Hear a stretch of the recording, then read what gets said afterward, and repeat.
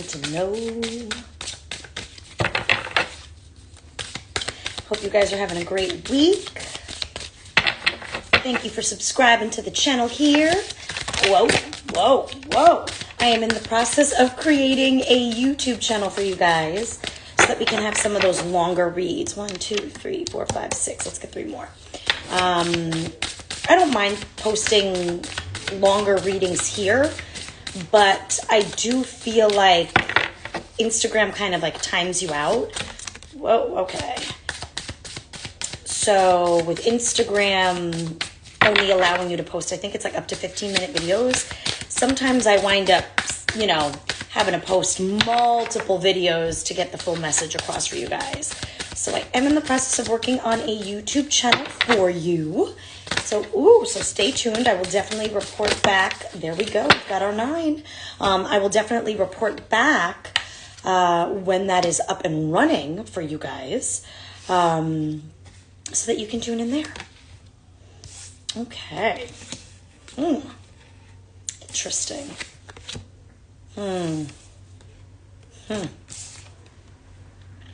Okay.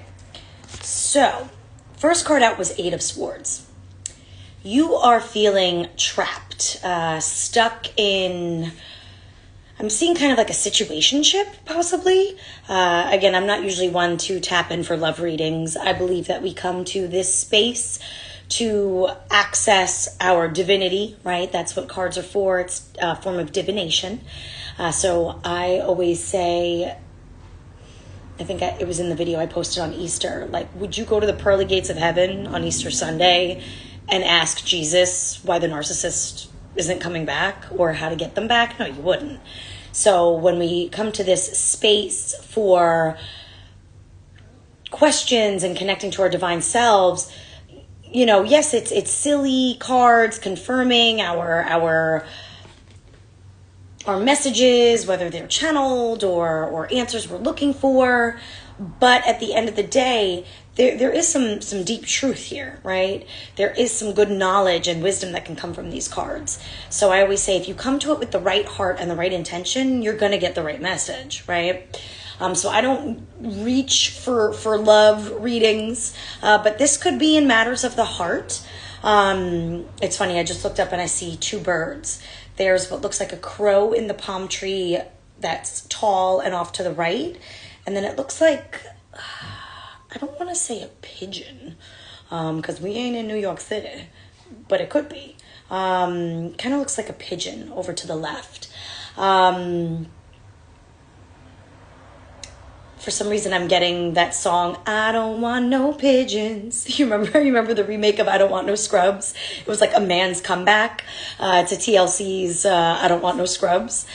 So I'm kind of seeing that right now. And it's funny because the pigeon just tried to fly over to the crow, and the crow kind of gave it a look, and the pigeon flew right back to the tree it was on. So that's kind of what I'm getting for you. There's this situationship you find yourself in. So this could be in matters of the heart. This could be in matters of finance, work, family. So you could feel kind of trapped, restricted, helpless, powerless, like something is literally draining you. And if you look at this person, they're kind of like in the middle of a dartboard, and all of these swords are coming at them, but none of them have actually hit them.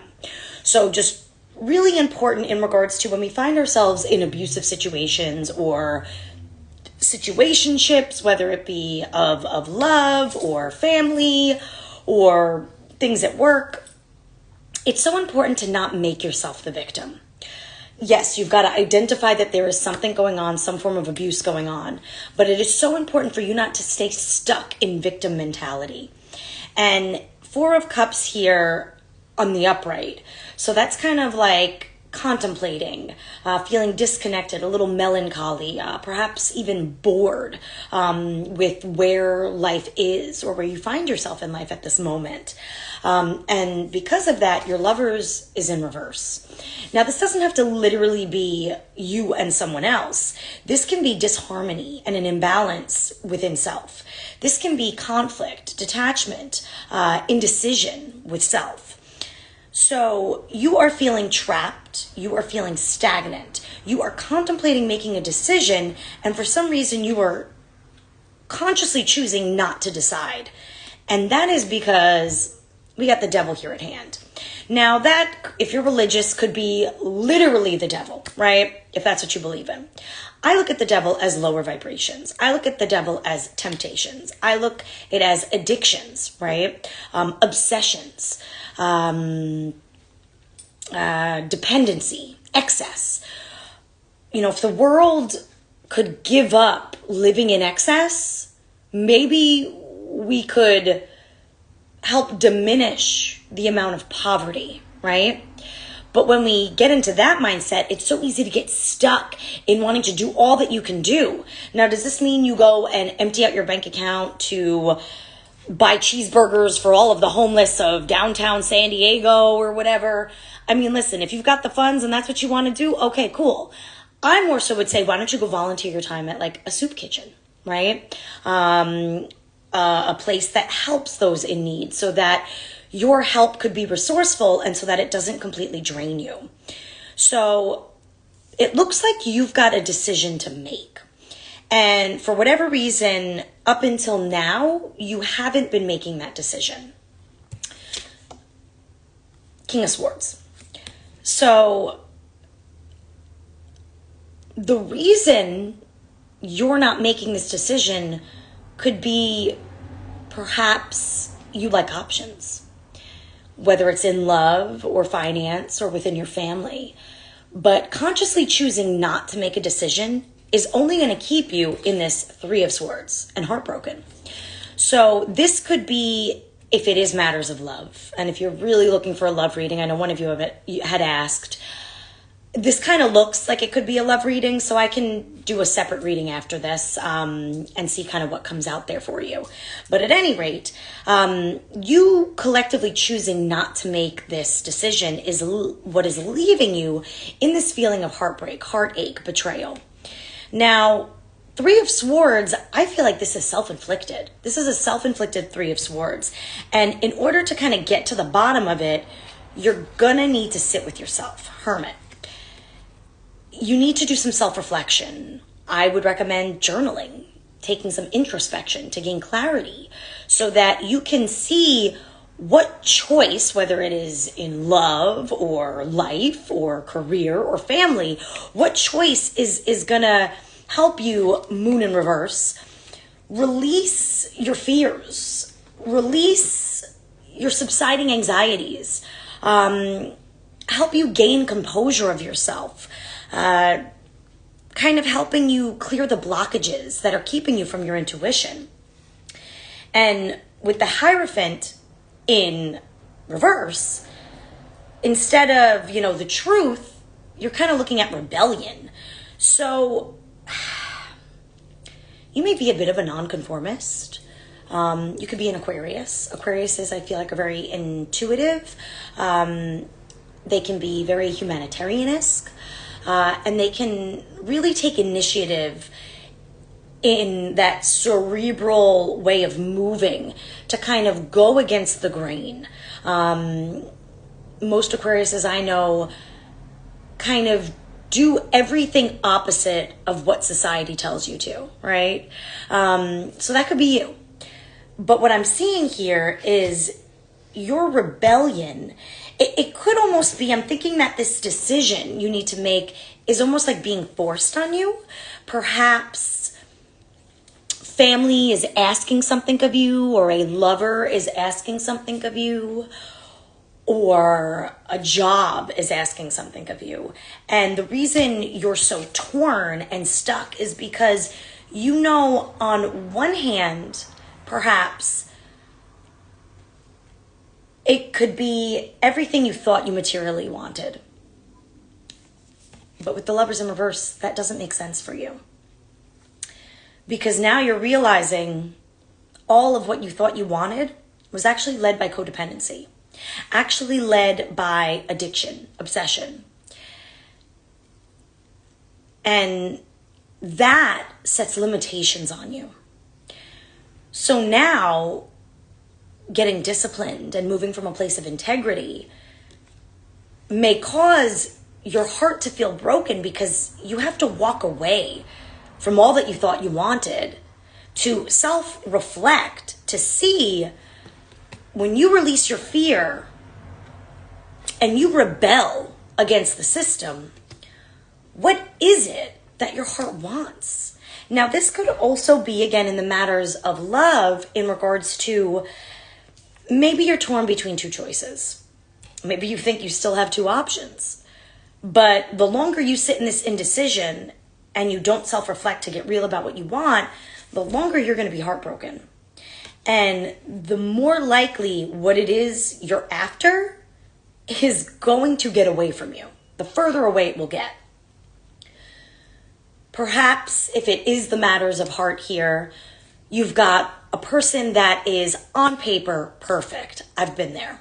Almost married it twice. Actually, no, the first one was not perfect on paper.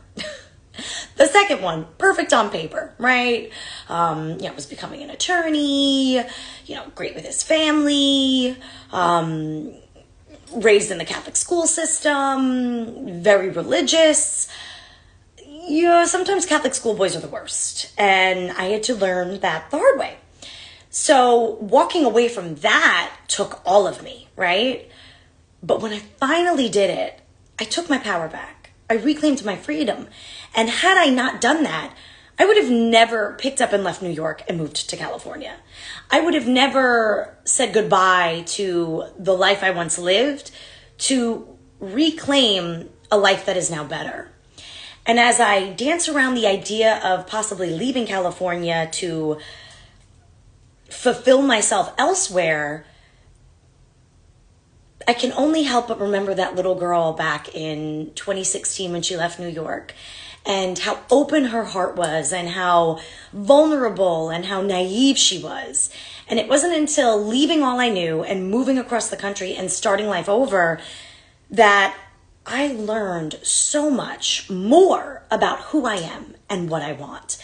Rebelling against what looked normal to me, rebelling against what my ex wanted me to be, and embracing this crazy curly head of hair that I've always had and fought with, embracing this weird healing side of self that was always inside of me. So there's a lot of self-reflection that comes from that. And a lot of self-reflection that I had to do to get to that point of realizing that I was the one keeping myself stuck.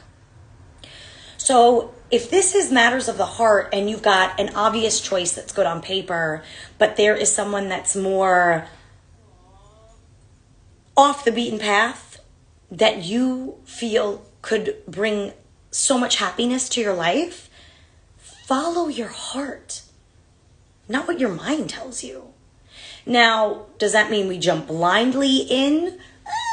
Depends upon what your situation is.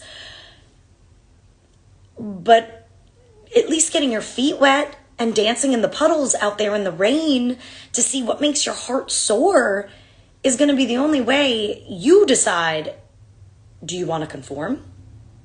Do you want to stay safe and stuck on what looks good on paper? Or do you want to take that leap into what your future could possibly look like? And possibly it's not what you expected. Possibly that person, that job, the family you want to build doesn't happen with the person you conform with, because that person isn't going to allow you to be you fully. But this other person, this nonconformist, this rebellious type of relationship will provide the safe space for you to be exactly who you are, to embrace your shadow and your light, so that you can come into that concept of feeling whole, because you deserve that. And it's not so much that people provide that for us, right? Yes, people can provide space for us to heal, space for us to learn things about ourselves. Sorry, I've got something in my eye. But we have to be willing to go for it. We have to be willing to provide that space for ourselves as well. So let's get you some clarifying cards.